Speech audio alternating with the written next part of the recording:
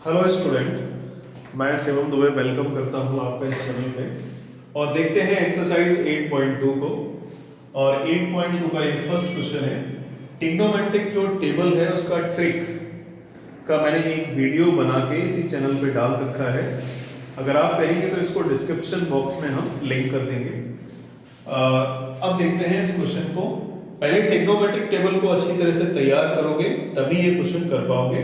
ठीक है, मैंने ट्रिक्स बहुत सिंपल तरीके से बता रखी है। ठीक है, तो उसको देख सकते हो, देख लेना, उसके बाद इन क्वेश्चंस को करना। sin 60 होता है √3/2 और cos 30 का भी वैल्यू होता है √3/2।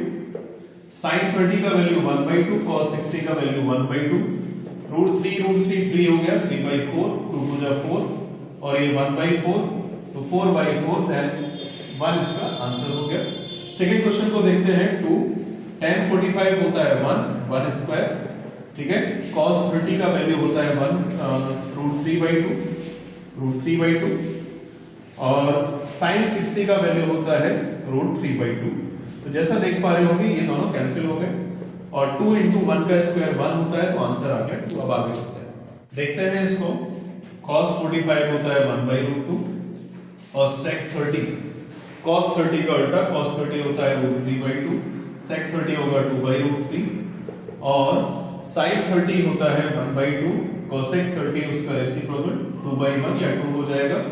1/√2 अपॉन 2 को 2/1 कर लो, पहले कॉमन दिखाई दे रहा है तो कॉमन निकाल देते हैं। 1/√3 + 1 आ जाएगा ये। अब इसके बाद हम इसका एलसीएम ले लेते हैं। तो जब एलसीएम लेंगे तो आएगा 1/√2 अपॉन 2 √3 + 1। ठीक है, और इसके बाद फर्स्ट फोर्थ सेकंड थर्ड करेंगे क्योंकि न्यूमरेटर और डिनोमिनेटर दोनों ही फ्रैक्शन में है।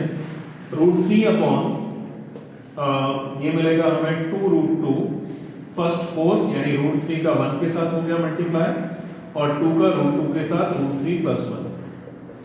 अब इसको हम रेशनलाइजेशन कर लेते हैं √3, क्योंकि डिनोमिनेटर में रेशनल वैल्यू नहीं होनी चाहिए, इसलिए रेशनलाइजेशन किया जाता है। √3 + 1 √3 - 1, तो √3 - 1 रेशनलाइजेशन कर लिया तो √3 3 हो गया और √3 1 - √3 हुआ और अपॉन में अगर मैंने इसको किया तो 2√2 और √3 3 - 1 यानी इससे 2 आ जाएगा और 3 - √2 अपॉन 2√2 × 2।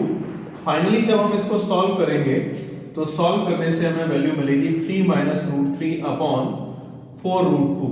चाहो तो एक बार और इसको रेशनलाइजेशन किया जा सकता है क्योंकि डिनोमिनेटर में √2 आ रहा है। ये मैंने बता दिया, अगर करना चाहो तो कर सकते हो, अदरवाइज छोड़ सकते हैं।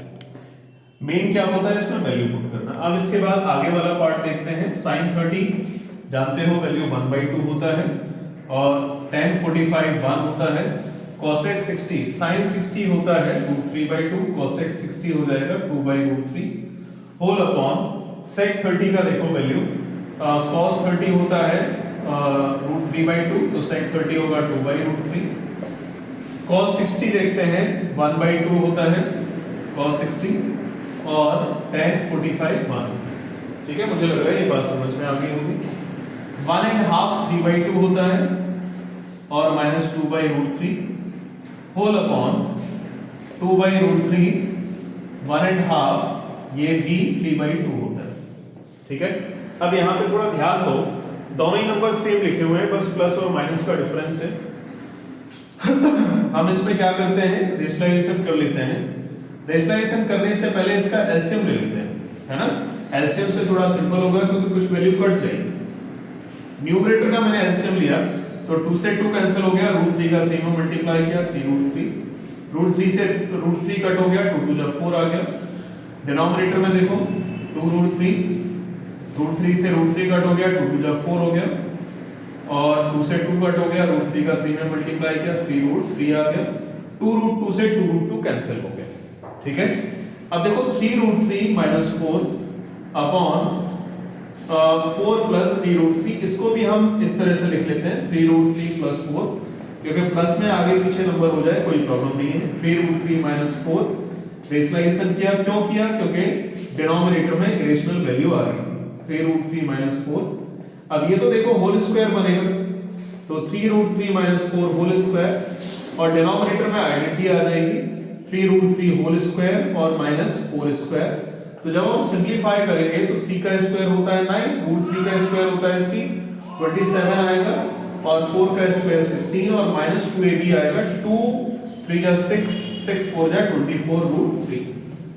ठीक है, होल अपॉन करेंगे तो ये 27 हो गया और माइनस 16। फाइनली जब हम इसको सॉल्व करेंगे तो सॉल्व करने से हमें देखो स्टेप क्या मिलेगा 27 और 16, 7 और 6 होता है 3 और ये 43 हो गया माइनस 24√3 अपॉन 27 और 16 को जब मैंने माइनस किया तो हमें यहाँ से 11 मिलेगा। अब ये कंप्लीट आंसर हो गया बिकॉज डिनोमिनेटर में इरेशनल वैल्यू चली गई है। मुझे लग रहा है ये समझ में आ गया होगा। फिफ्थ पार्ट देखो, फाइंड cos 60 का वैल्यू होता है 1/2 स्क्वायर हो गया और sec 30 cos 30 का वैल्यू होता है इसमें कितना √3/2, तो sec 30 होगा 2/√3 स्क्वायर और tan 45 1 स्क्वायर।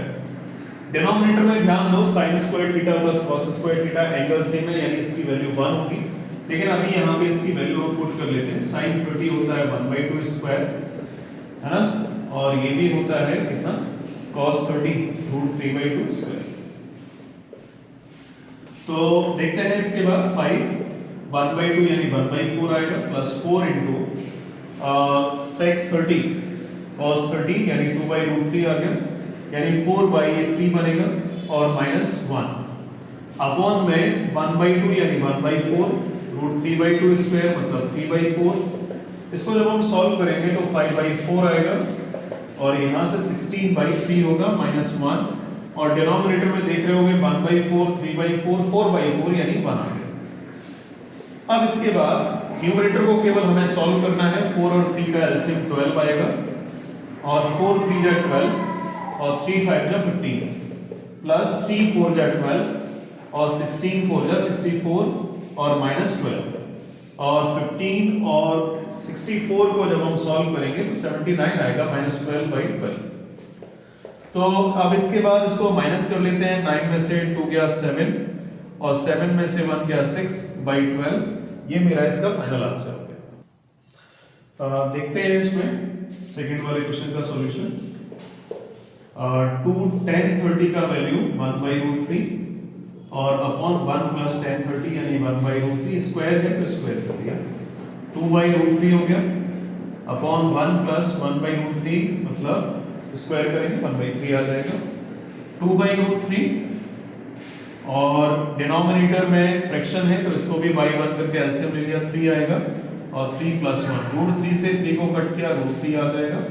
इसके बाद हम इसका फर्स्ट 4 सेकंड थर्ड कर लेते हैं। तो फर्स्ट 4 सेकंड थर्ड करेंगे तो आएगा 2√3 फर्स्ट 4 यानी 2 और √3 एक साथ चला जाएगा 3 + 1 4 और ये कट हो गया √3/2 आ गया और √3/2 की वैल्यू क्या होती है, ये वैल्यू होती है sin 60 का। ये फर्स्ट का आंसर हो गया। अब चलते हैं इसके सेकंड वाले पार्ट। सेकंड पार्ट में देखो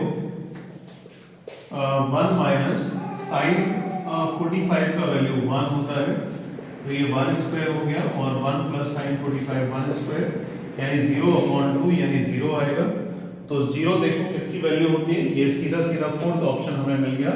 अब इसके बाद इसका थर्ड वाला पार्ट देखते हैं।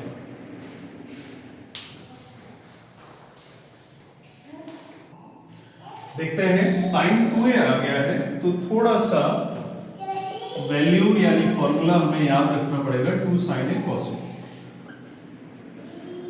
जब एंगल का डबल हो जाए तो 2 करके आ जाता है यानी 2 बाहर आ जाएगा sin a आ जाएगा cos a आ जाएगा। इस फॉर्मूले को बस याद रखना, इसी फॉर्मूले का यूज होगा। sin 2a होता है 2 sin a cos a। ठीक है, वैसे हिट एंड ट्रायल भी कर सकते हैं। पहले वाले ऑप्शन को पुट करोगे तो लेफ्ट इक्वल टू राइट आ जाए या फर्स्ट से नहीं आ रहा है तो सेकंड से आ जाए या थर्ड से आ जाए, वो हिट एंड ट्रायल मेथड होता है। बाय चांस एमसीक्यू टाइप का क्वेश्चन नहीं पूछा गया, सॉल्विंग पूछ लिया, इसलिए ये फॉर्मूले को याद रखना। 2 sin a ये वैसे फॉर्मूला बड़ी क्लासेस में आता है लेकिन याद कर लो आगे काम देगा। 2 से 2 कैंसिल, sin से sin a कैंसिल हो गया, cos a = 1 आया क्योंकि ये एक बार कटा था। cos में किस एंगल की वैल्यू 1 होती है, cos 0 डिग्री की होती है तो a = 0 डिग्री यानी फर्स्ट ऑप्शन मेरा करेक्ट है। क्वेश्चन नंबर सेकंड का जो फोर्थ वाला पार्ट था वो सेम था सेकंड क्वेश्चन के फर्स्ट वाले पार्ट से, इसलिए फोर्थ वाला पार्ट मैंने नहीं कराया है। और ये थर्ड क्वेश्चन है। थर्ड क्वेश्चन का सॉल्यूशन देखते हैं। tan a plus b is equal to, ये tan 60 होता है, यानी √3 वैल्यू होती है वो tan में 60 डिग्री की होती है। तो a plus b is equal to 60, tan same है तो a plus b 60 आ गया। इसको हम फर्स्ट इक्वेशन डाल देते हैं। इसके बाद सेकंड को लिया tan a minus b is equal to 1/√3।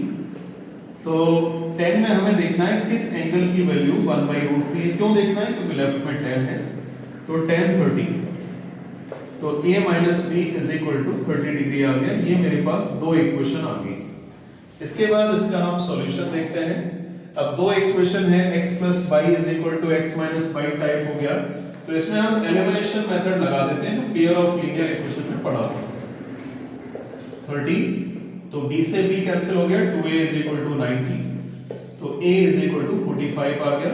अगर a की वैल्यू 45 आ जाती है तो a की वैल्यू को हम पुट कर देंगे, b हमें मिल जाएगा।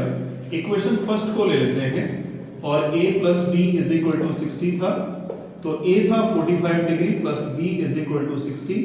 सो यहां से हमें b इज इक्वल टू कितना मिल जाएगा, 60 माइनस 45 यानी 15 डिग्री। तो इस तरह से a और b का आंसर मिल गया। क्वेश्चन में बोला है a plus b 0 से बड़ा होना चाहिए, 90 से छोटा या 90 के इक्वल।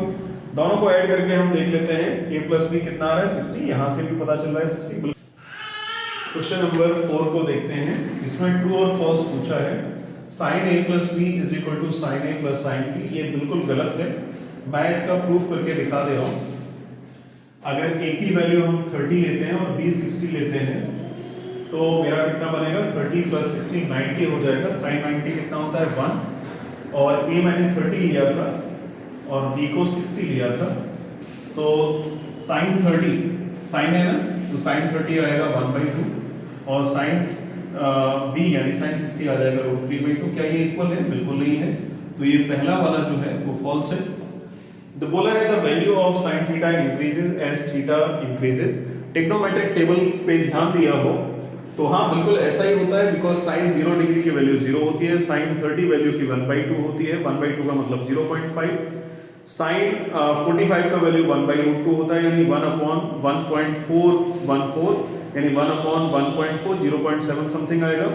sin 60 पे जाएंगे तो √3/2 आएगा, यानी 1.732/2 0.8 आ जाएगा। sin 90 पे वैल्यू जाके 1 हो जाती है। तो ये बिल्कुल सही बात है। तो जैसे एंगल बढ़ता है वैसे वैसे फंक्शन की भी वैल्यू बढ़ती है।